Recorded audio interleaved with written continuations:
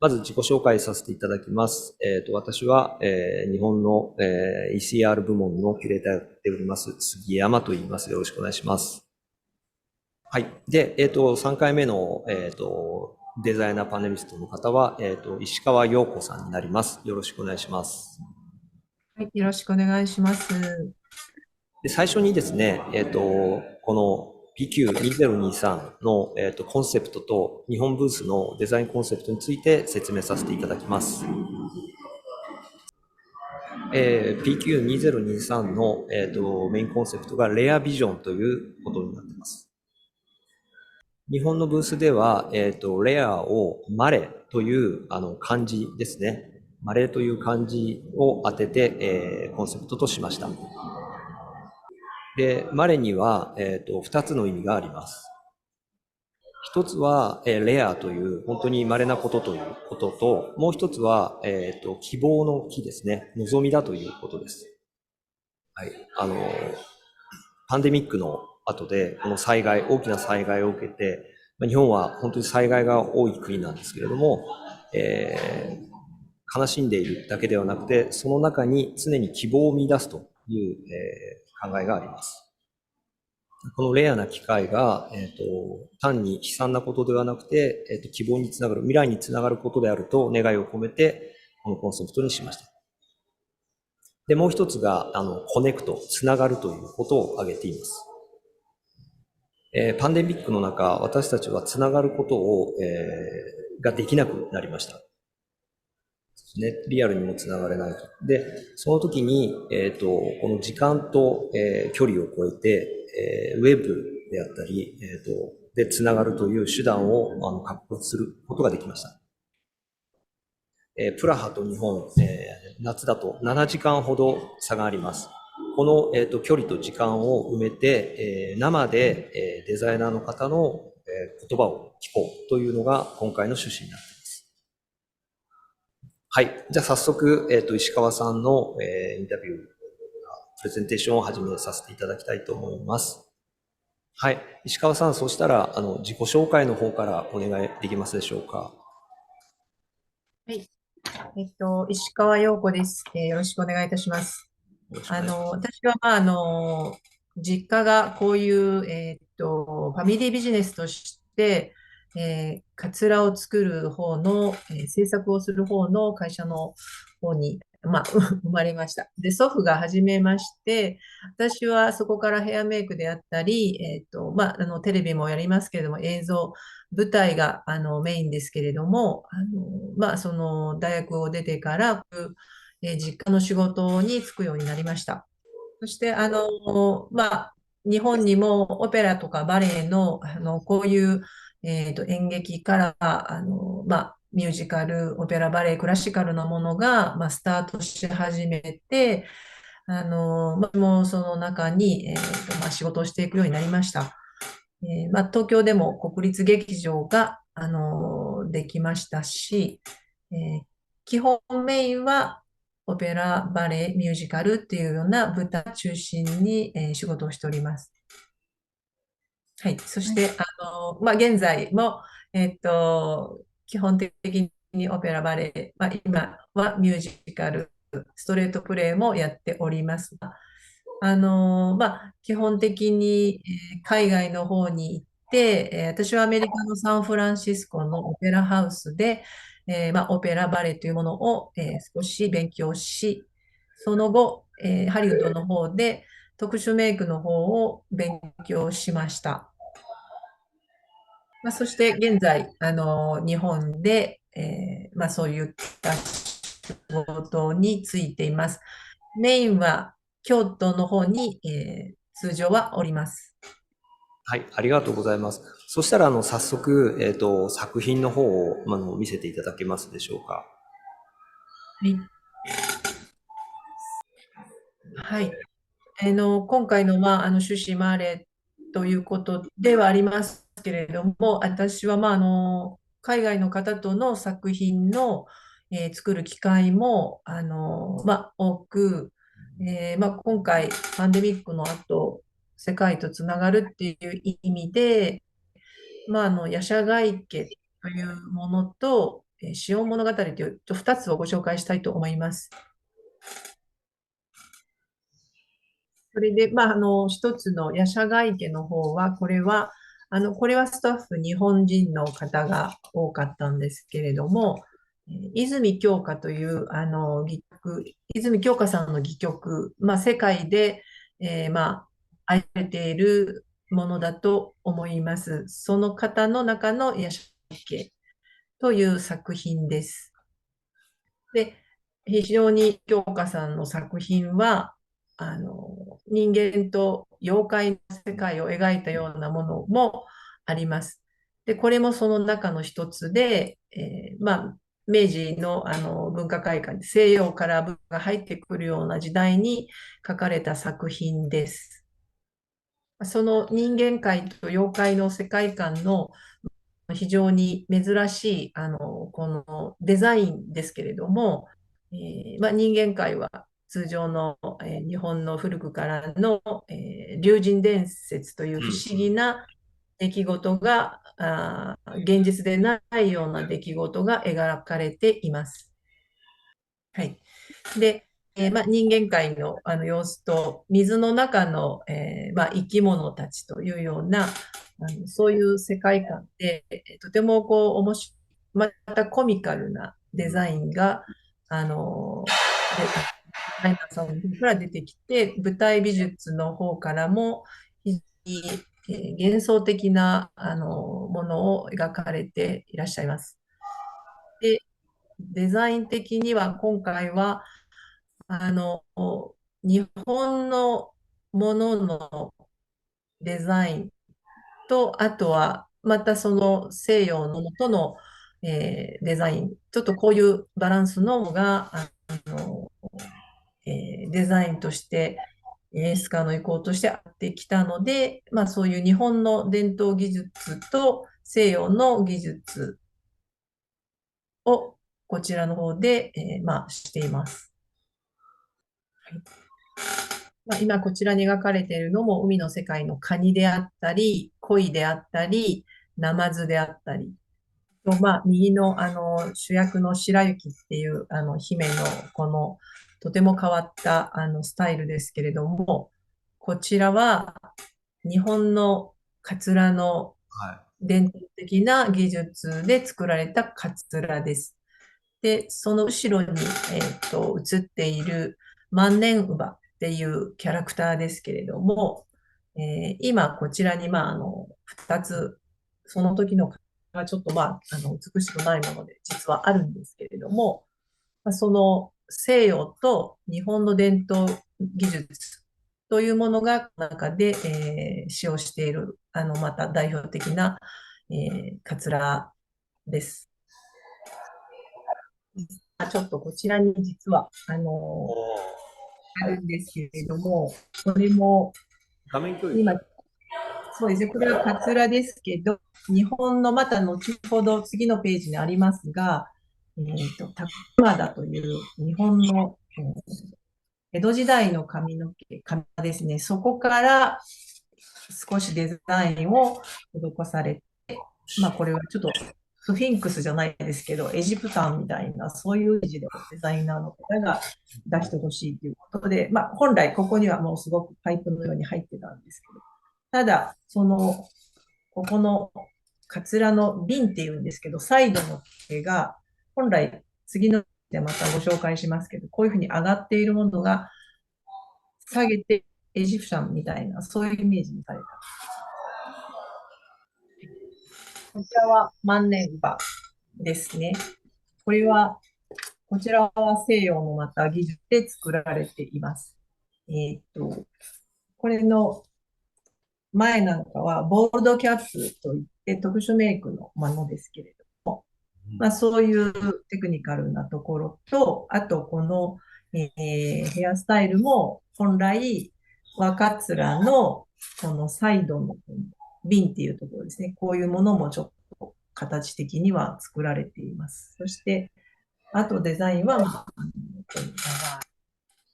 い感じのものですけど、このテクニックも、西洋のものでもあります。ちらも今ちょっと、カツラがありましたので、写真の、左に写っている白雪の前と後ろというので、この、ちょっとお見せしたものが、これが実物です。右の写真も白雪、万年乳母のバックスタイルということですね。まあ、両方とこれは海の世界の生き物をコスチュームデザインされています。作り方。で、今、はい、このカツラを、日本のカツラ、伝統的なカツラですけれども、歌舞伎も同じような手法ですが、基本的に演劇用のカツラということで、素材が少し変わってきます。で、今の A の写真ですけれども、本来、フラットなアルミニウムの、傷んだものを、一つ一つ金槌で、叩いて、湾曲したこういう頭の形のベースの形を作られます。アルミニウムが非常に軽いから、こういうふうに使われてきたと思いますけれども、まあ、これも現在もこういう形で作っています。中身でできるだけ軽くするように作られています。で、そこに先ほどの、画像の、そうですね、土台に次は、まあ、C の形ですね。C が、これは一本一本、チュールに毛を、まあ、植えていくと植えていく。作業をするんですね。でこの C の写真は、この分だけを、まあ、作っている写真です。こういうパーツを前の部分と、サイドの部分と、後ろの部分という形で、別々に作っていきます。これは日本の、伝統の作り方ですね。そして B の、ちょっと着物を着た写真がありますけれども、ああいう風な下地に、髪の毛にああいう下地をします。シルクのハブタイと言います。そしてこういう今、中の羽のかつらを、まあ、乗せるという、合わせていくっていう作業をしてもらいます。まあ、そんな形で日本の、演劇用のかつらというのは出来上がっています。こちらは土台が出来上がってから、スタイリングしていく、工程です。例えば今、こちらにも出来上がったかつらがありますけれども、これが先ほどので、長い髪の毛のものをスタイリングした状態です。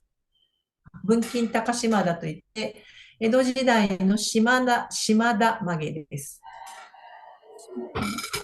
で、今この写真にありますように、まあ、パートごとに、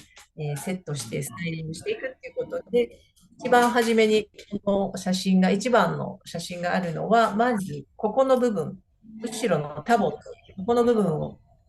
結い上げているものですね。その前に、まず、普通の髪の毛で、サラサラな髪の毛なんですが、そこにオイル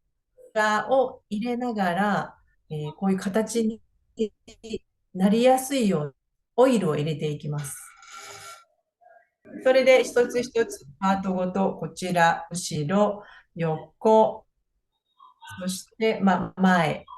で、最終的にここの曲げというものに、セットしていくというような手法です。まあ、そういうのが基本的な伝統的なこういうカツラを作る工程です。という、まあ、先ほどの、カツラ、日本の伝統的なカツラの作り方だったんですけれども、まあ、種類としたら、非常にたくさん何百種類というのはあるんですけれども、西洋の曲げでも同じですけれども、時代によってヘアスタイルが変わります。で、まあ、今回、この次の塩物語は、まあ、平安時代ですね。まだ先ほどの江戸時代よりももっともっと古い時代になるんですけれども、この作品は、これは今度、皆さん、クリエイターさんが、演出家は日本人ですけれども、あとのプランナーさんが舞台美術、衣装、照明、海外の方たちでした。演出家は、小井田義さんという方、美術の方がトム・シェン、衣装がリチャード・ハドソンさん。という方々と、これも和と洋ですね。日本と西洋のコラボレーションといいますか、ハイブリッドのような、良いところ、素敵なところを、合わせたようなデザインでした。例えば、この美術の方は、現代アートのような美術でもあり、コスチュームは、もちろん着物のようであり、ドレスでようであるという、そういうデザインになっていて、ヘアスタイルも西洋と日本とっていう、コラボレーションのスタイリング。メイキャップは歌舞伎から来る日本の、伝統的なメイクに近づけているっていうような、デザイン。そんなデザインの中、こちらは平安時代のスタイルが主に、作られていますけれども、次の、このちょっとメイクメモであったり、ヘアスタイルメモっていうのは、用途はっていうような折衷の、デザインになります。この甲冑のような衣装も、西洋の甲冑、鎧、そういうイメージからも取れますし、日本の、古くからの鎧というようなところを想像させるデザインなんです。素材が非常にメタリックなものであったりというところで、西洋と、東洋の融合かなと思います。そしてこの主役の女性といううつろ姫なんですけれども、彼女のスタイリング、特に衣装もお着物の、デザイン、でも下はドレスのようなデザインになってるんですけれども、ヘアスタイルのこれも元となるオスベラカシという平安時代の貴族の髪型なんですけれども、こちらからイメージを得て、リチャードさんといろいろお話しして、こういうスタイリングを、作りましょうっていう感じで、今こういう逆三角形のような、こういうヘアスタイルになったんですけれども、元となるのは平安時代のこういうカツラっていうのが日本の伝統的なスタイルであります。カツラの結り上げ方をおすべらかしというんですけれども、お着物は今の皇室の方でもこういうスタイルの、お着物を正式な儀式の時はされてますね。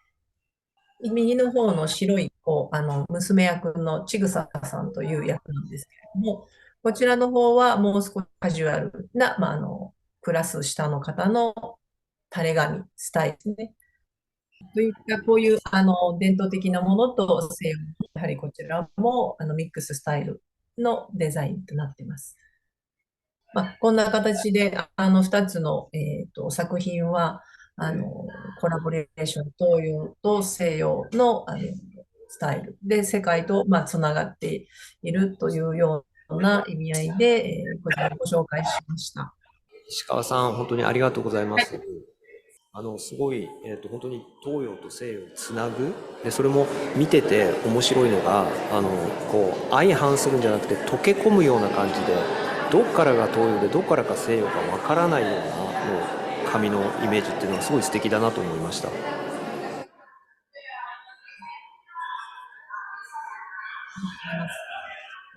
だからこういうミックスするところの、もちろん高井さんの、クリエイターさんのイメージがあるんですけれども、それをまた形にしていくっていうところのバランスであったり、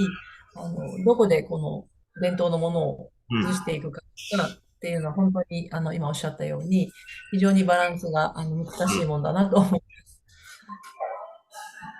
ちょっとご質問があるんですけれども、はい。I have one question. 外国の方というか、とやるときに、なんかこう難しいポイントとか、こう注意しなければいけないポイントっていうのがあったりするんでしょうか？なんか特にそうですね、そんなに難しいというふうに思うこともないんですけれども、ただ、やはり文化が違う、育ってきたところが違うことでは、自分が見てきたもののことでイメージが出てしまいます。だから、まあ、広くなんでしょう、教養でとか同意できるっていうのは、お互いがいろんなものをどこまで経験とか体験とか見てきたかっていうものがあれば、やっぱり対人間ですので、いいなと思う感覚っていうのは同じかなって、それもよく思うんです。ただ、言葉に出してはっきりするとか、あとは色でも、同じ赤でも、やはり、それぞれの国によって、本当にいくつもの種類があると思うんですけども、色の出し方っていうのは非常に難しいです。青と赤とかって言われても、どの青かとかいうイメージする青とか、そのあたりの色は一番いつも難しいなとは思います。ですよね。日本だと、例えば、私も感じるんですけど、青のはい。色がすごく多いなと思うんですよね。はい。草木の色もそうですし、空の色とか水の色とか、様々な青のそうです。表現があるなと。はい。そうです。本当に色の例え方も、自然な中での色の例え方をよく向こうの方っていうされますよね。そのついている名称も、自然な中での、色の使い方。でも日本は例えば、こういう古典的な着物の色みたいな、そういうところからも、ネーミングされているなとか、そのあたりでもちろん文化の違いと、ついているものの名前とか、色の、名前、名称が、それぞれの国によってついてるんだなというふうにも感じます。はい。あとは、価格でものを言うよりも、はっきり、サイズ感とか、きちっとセンチで何センチとか、例えばですね、そういう、数字できちっと表すっていうことが大事だなと、つくづく思うときはあります。誤解がないようにね、明確にしていくっていうことはやっぱすごく重要ですね。そうですね。なんか、そこが、違う、文化が違うところと違いますので、何度かやっていると、そういうところも、お互いが、感覚をこう共有し合えるように努力をしていくっていうことで、うまくいくんですけど、ファーストタッチのところは、本当に、非常に細かく、やっぱり日本人って表現なかなかしにくいんですけれども、はっきり全て明確に何でもこう伝えるっていうことが大事だなといつも思います。まあ、こういうパンデミックの中で、私たちも本当にこの、リモートっていうことで、お仕事が進むようになったこと、まあ、これもすごく新しい経験と、あと広がりを感じています。劇場も配信もあり、本当に、そうですね。この間も東京の方で撮りました。はい。何台もカメラを入れられて、劇場配信される。これは全て世界中の方に配信もできますし、例えば日本のものでも、日本全体の映画館で生中継のようなものが舞台の、演劇をこう見れるっていう、なんかそういうスケール感の大きさもできてくるんじゃないかなと、ちょっと楽しみに逆に、今しています。ありがとうございました。はい、よろしはい。くお願いいたします。はい。はい、失礼し失礼します。ます。Thank you very much. さようなら。さよなら。